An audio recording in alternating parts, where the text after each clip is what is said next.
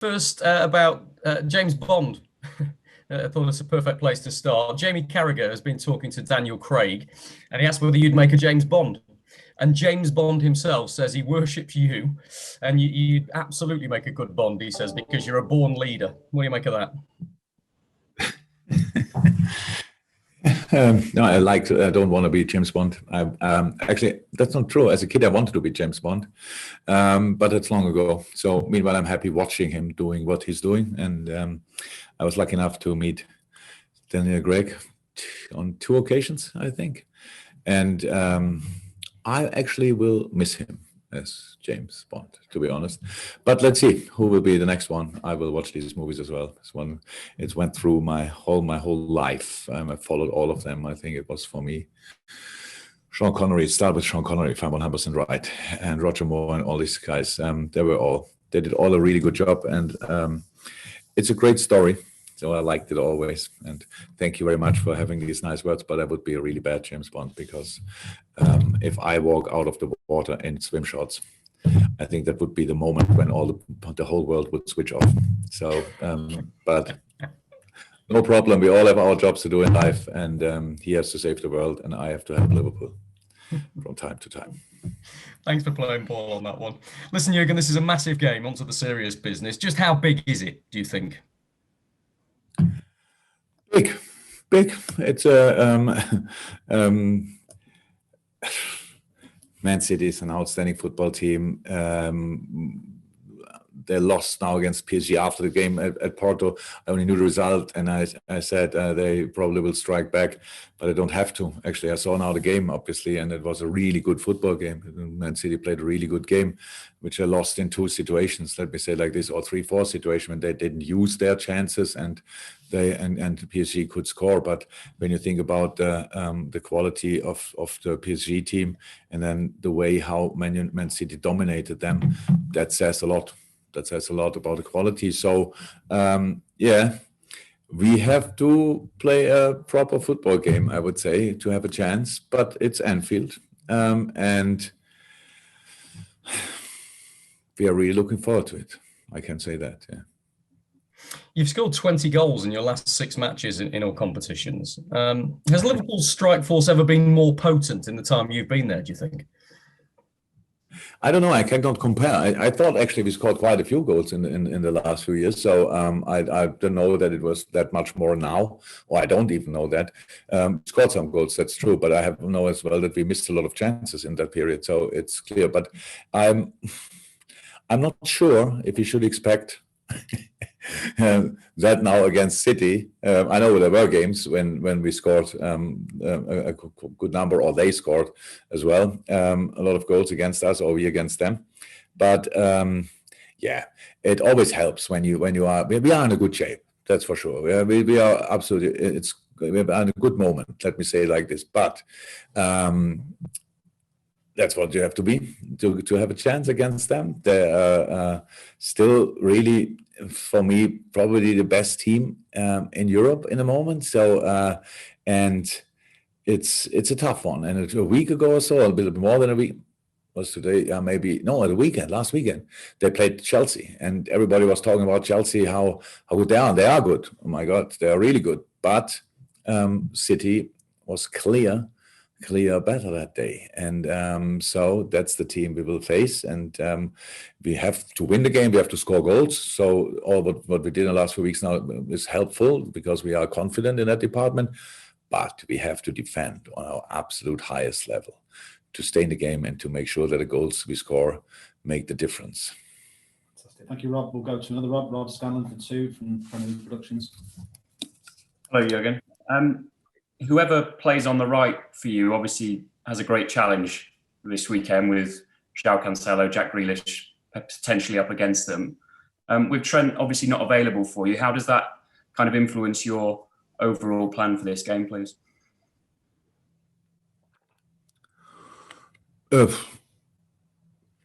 Not really. We do a lineup, and it's not clear. You're right. We have, I think, 3. More options actually for the position. So we will see which one we choose. So we have obviously James, we have Joe, we have Nico.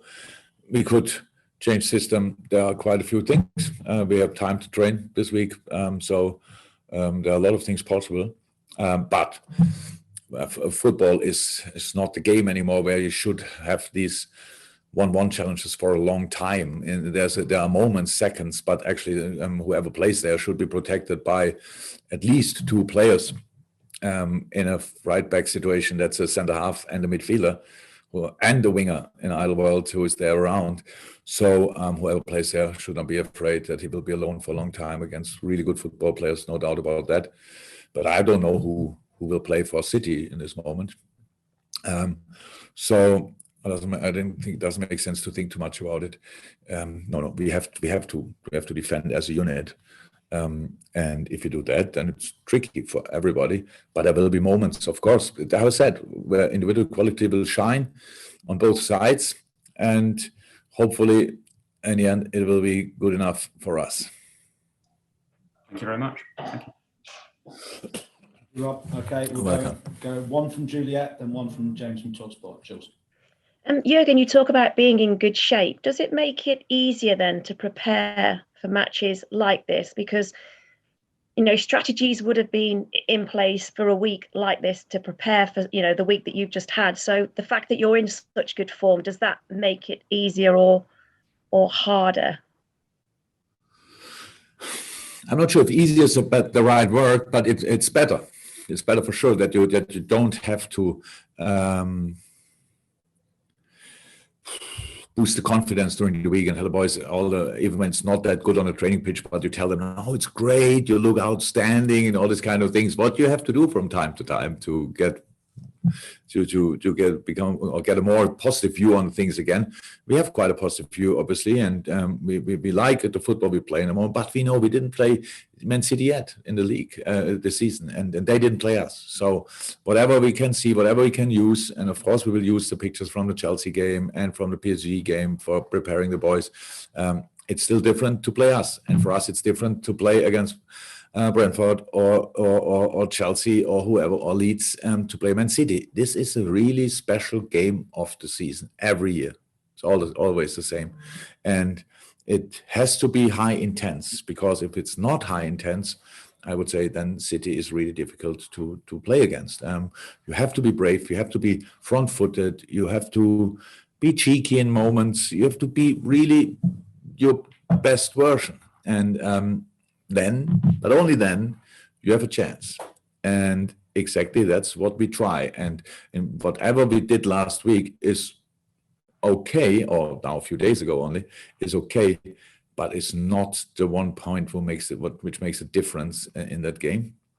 The difference will make a lot of things we have to show on Sunday, and that's a complex football challenge. But thank God for both teams, and that's what makes it so exciting. Okay, thanks, Jules. We'll go to James from TalkSport for one, and then we'll go to James Mountford from BBC Merseyside. Jürgen, you're the only side still unbeaten in the Premier League this season. If you can keep that record intact after this weekend, do you think that would mark a successful start to the season? Yeah, a draw would then probably obviously mean as well, but we are not, we would be unbeaten. Taking now already the point, I would say, is a little bit early. So let's play the game and ask me after that. That is then match day 7, right? The weekend. It's match day, it's the weekend. Yeah, Premier League match day 7. So yeah, so far the start is obviously okay, but it's not that we are overly happy and think we couldn't have done better and stuff like this. So it's just the start. So that's how it is, and we have to carry on. That's what we do. And I don't know which result. I know if we would win, I would think, okay, that looks now like a proper start.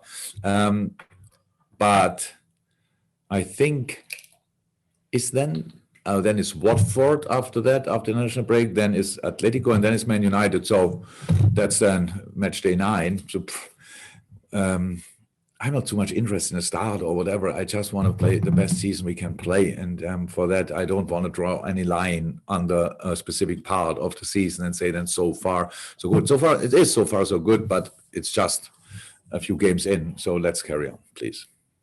Thank you, James. James Mountford for one from Merseyside, then Carl Markham from Press Association. Hello, Jurgen.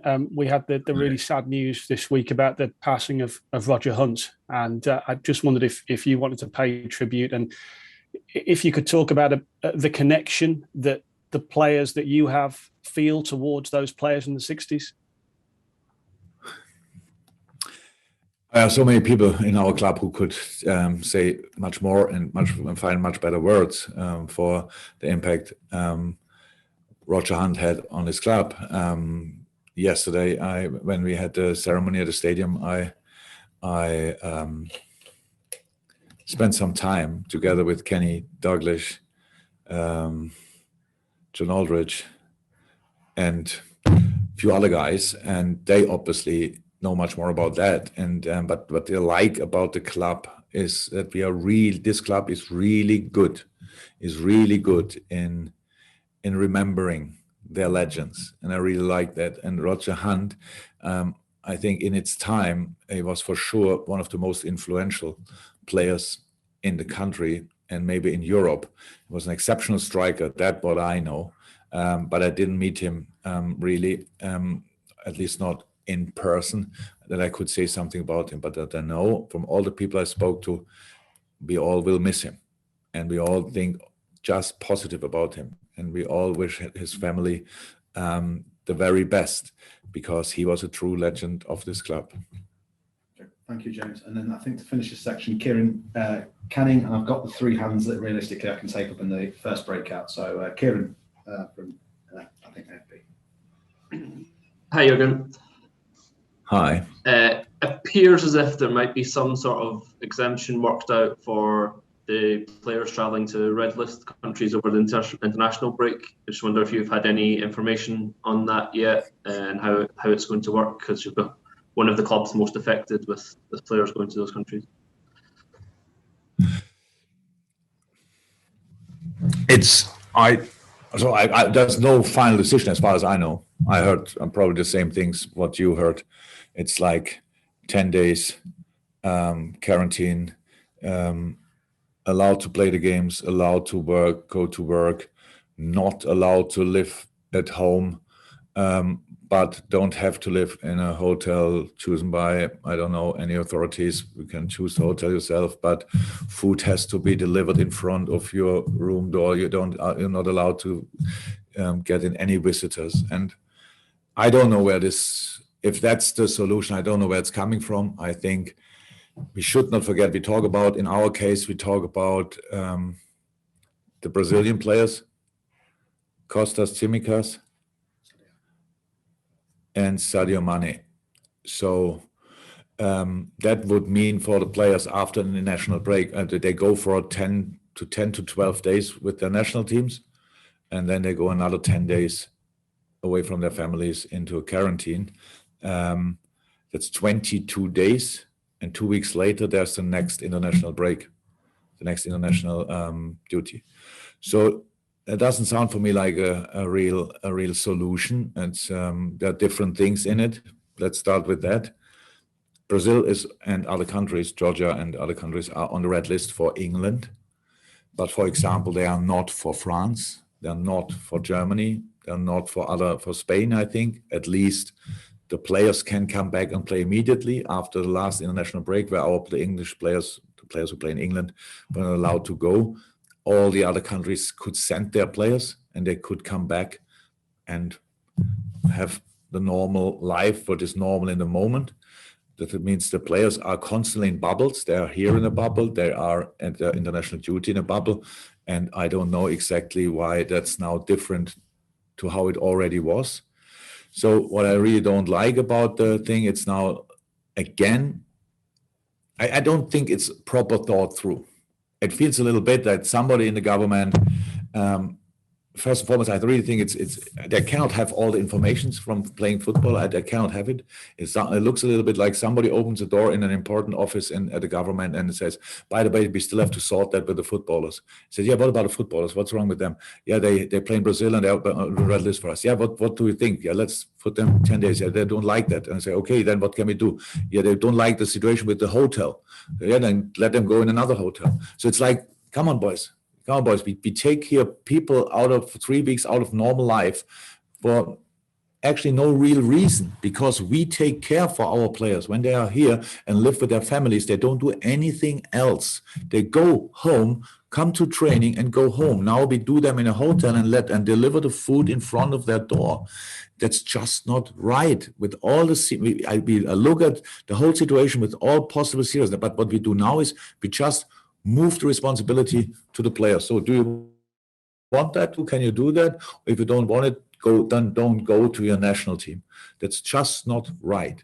I really think whoever negotiated, whoever gave the informations to the people like government. I don't expect the government to be 100% in the Premier League situation. I'm thinking about the need of specific players. But the Premier League has to tell, we have to fight for our players, and that's now not the situation. Again, that if in Brazil the situation is that bad, then we have to react on that. But why does France, Germany, Italy, Spain think it's not that bad?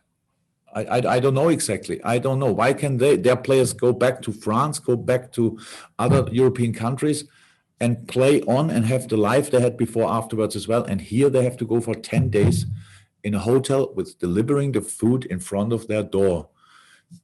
If that's the case. So that's what I heard, that it's maybe like this. I just think it's not okay that we constantly now we move just responsibility to the players. If you are ready to do that, then you can go. If not, then stay here.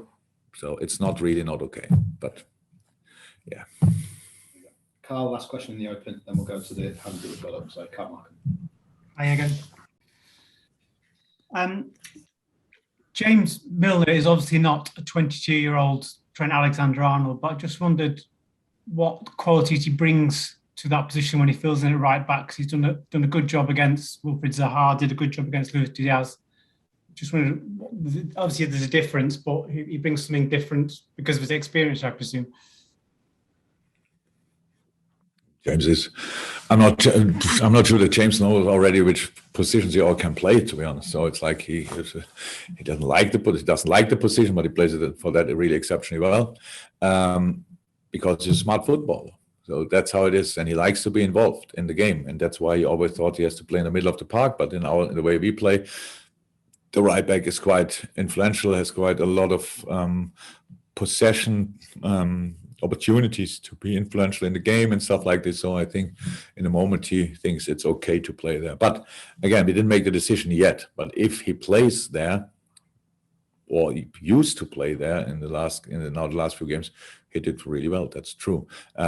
He is just a very important part of the squad, not only if he plays, but